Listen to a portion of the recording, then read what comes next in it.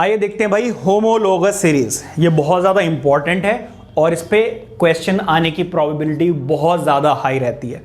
Directly या indirectly MCQs या fill in the blanks में आपको इसका क्वेश्चन मिलेगा ही मिलेगा। बहुत हाई प्रोबेबिलिटी, बहुत रेयर होता है कि इस टॉपिक को छोड़ दिया जाए।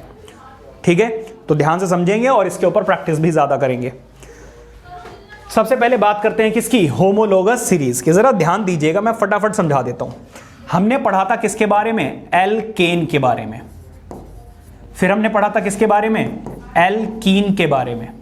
फिर हमने पढ़ा किसके बारे में, एल्काइल के बारे में, सॉरी एल्काइन के बारे में। ठीक है, इसके बाद हमने पढ़ा किसके बारे में, एल्काइल के बारे में।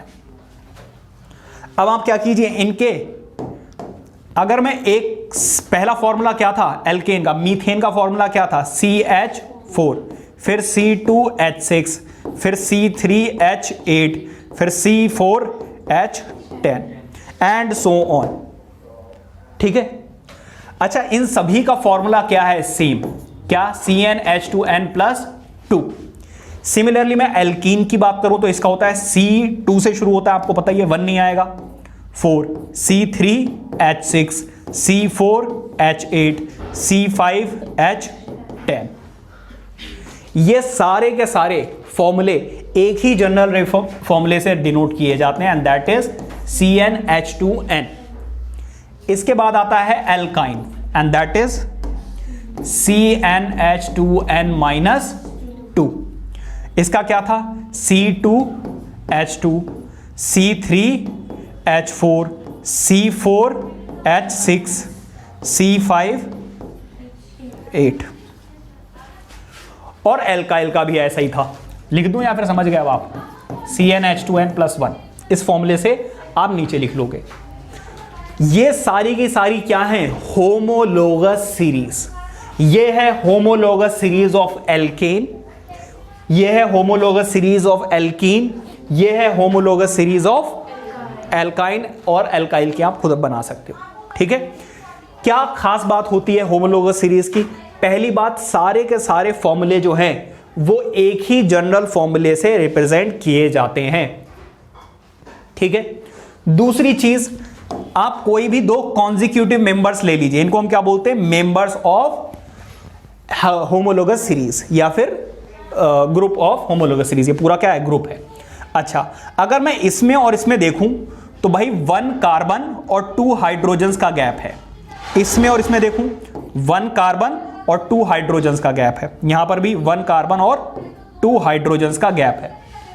So every 2 consecutive members of homologous series differ by 1 carbon atom and 2 hydrogen atoms.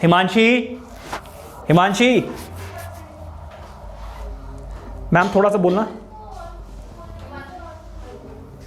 Himanshi बेटा थोड़ा सा आराम से, हाँ जी, ठीक है। So difference between every 2 consecutive members of homologous series differ by 1 carbon atom and 2 hydrogen atoms। अच्छा, यहां पर भी देख लो, यहां पर भी देख लो, 1 carbon and 2 hydrogen. Formula change हो रहा है, कोई दिक्कत नहीं है, लेकिन जब आप होमोलोगस सीरीज देखोगे एल्कीन की तो आपको 1 कार्बन और 2 हाइड्रोजन का गैप मिलेगा। आप एल्काइन में भी चेक कर सकते हैं। ठीक है, अच्छा, इसके बाद जरा ध्यान दीजिएगा, अगर इसका मास आप निकालो और इसका मास निकालो, निकाल लेना भाई। डिफरेंस अगर जितने एटम्स का आ रहा है उतना ही मास में भी आएगा। चलो मैं कैलकुलेट करके बता देता हूं भाई। इसका मास कितना होगा, कार्बन का मास होता है 12, 4 हाइड्रोजन्स का मास कितना होता है 4, आंसर कितना आ गया 16U। इसका मास अगर मैं देखूं तो एक कार्बन का कितना होता है 12, तो 2 कार्बन का कितना हो जाएगा 24, और 6 हाइड्रोजन्स का क्या होगा 6, आंसर कितना आ जाएगा 30। दोनों का जरा डिफरेंस निकालिए, 14U। अगर नंबर ऑफ एटम्स की बात करूं तो 1 कार्बन एंड 2 हाइड्रोजन्स का गैप आता है, और अगर मॉलिक्यूलर मास की बात करूं, every 2 consecutive members of homologous series differ by 14U molecular mass। Her 2 consecutive homologous series के मेंबर्स के बीच में मास का कितना गैप होता है 14U का। क्या बात समझ में आ रही है? अच्छा, इसके बाद जरा ध्यान दीजिएगा, अगर मैं आपको 1 kg शुगर दूं एक पॉलिथीन में, ठीक है, 1 kg, और फिर मैं दूं 10 kg, दोनों में क्या डिफरेंस आएगा? किसका? मास का। Very good. किसका डिफरेंस आ रहा है? मास का। चीनी तो 1 kg में भी है और 10 kg भी है, उन दोनों की केमिकल प्रॉपर्टीज बिल्कुल सेम होगी, चाय बनाओगे जाकर बिल्कुल मीठे लगेंगे, लेकिन दोनों में क्या डिफरेंस आ रहा है? मास का। क्यों? क्योंकि इसमें कम क्रिस्टल्स हैं, इसमें ज्यादा क्रिस्टल्स हैं। सिमिलरली होमोलोगस सीरीज की जो केमिकल प्रॉपर्टीज हैं वो क्या रहती हैं? सिमिलर। सेम नहीं बोलेंगे, सिमिलर, ऑलमोस्ट सेम होती है। कुछ केसेस आ जाते हैं, ठीक है, केमिस्ट्री में एक्सेप्शंस रहती हैं, तो इसीलिए हम श्योरली नहीं बोलते हैं कोई भी कि भाई ये चीज होगी ही होगी। कुछ चीजें हैं जहां पे बोल देते हैं, बट केमिस्ट्री में क्या रहते हैं, थोड़े से एरर्स रहते हैं, वो आपको हायर क्लासेस में बताए भी जाएंगे। बट अभी आप इतना समझ लीजिए कि सिमिलर लिखोगे आप, सेम नहीं लिखोगे। इन सभी की केमिकल प्रॉपर्टीज क्या रहेंगी? सिमिलर, लेकिन फिजिकल प्रॉपर्टीज क्या रहेंगी? डिफरेंट। जैसे कि यहां पे एटम्स कम है, यहां पे एटम्स ज्यादा है, तो जब एटम्स कम ज्यादा है तो भाई ऑब्वियसली उनका मास जो है वो कम ज्यादा हो जाएगा। फिजिकली डिफरेंट होंगे, केमिकली सिमिलर होंगे, ठीक है। ऐसा ही यहां पर होगा और ऐसा ही यहां पर भी होगा। तो ये होती है आपकी होमोलोगस सीरीज। मैं दोबारा से क्विकली रिवाइज करा देता हूं। होमोलोगस सीरीज में सारे के सारे मॉलिक्यूलर फॉर्मूले क्या होते हैं? एक ही जनरल फॉर्मूले से रिप्रेजेंट किए जाते हैं। Every 2 consecutive members of homologous series differ by 1 carbon and 2 hydrogen atoms, और कितने मॉलिक्यूलर मास से डिफर करते हैं? 14 U से। इनकी केमिकल प्रॉपर्टीज सिमिलर रहती हैं, फिजिकल प्रॉपर्टीज डिफर करती हैं due to change in molecular mass. समझ में आ रही बात यारी? अब आ जाओ जरा डेफिनेशन पे। अब इसको मिटा, सारी चीजें समझ में आ गई, अब सारी चीजें लिख कर आएंगी, ठीक है? हाँ जी मैम, हाँ जी, हाँ जी।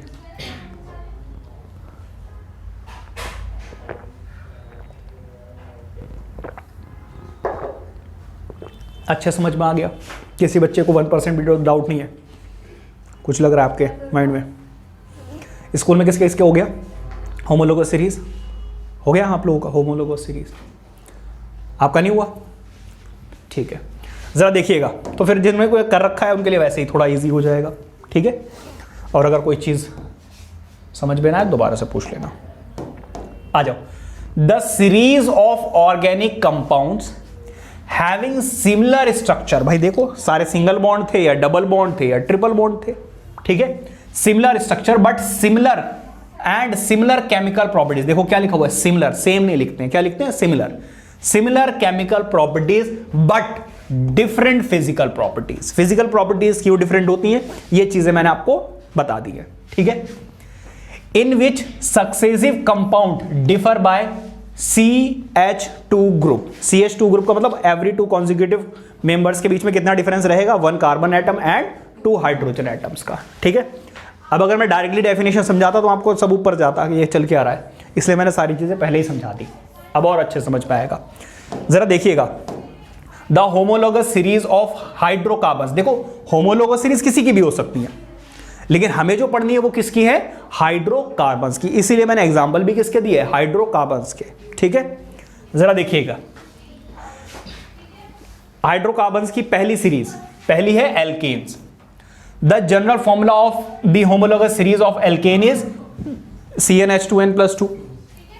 अच्छा, फर्स्ट 5 मेंबर्स यहां पे लिखे हुए हैं of homologous series of alkanes are given below. पहला कौन सा है? Methane, formula CH4, ethane C2H6, propane, propene नहीं भाई, प्रोपेन, ये प्रोपेन, प्रोपेन, फिर क्या आएगा आपका?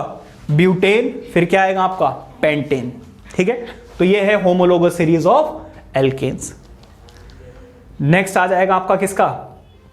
Homologous series of alkenes. Alkenes, alkenes भाई क्या कर रखा है ये? टाइपराइटर साहब से बात करनी पड़ेगी।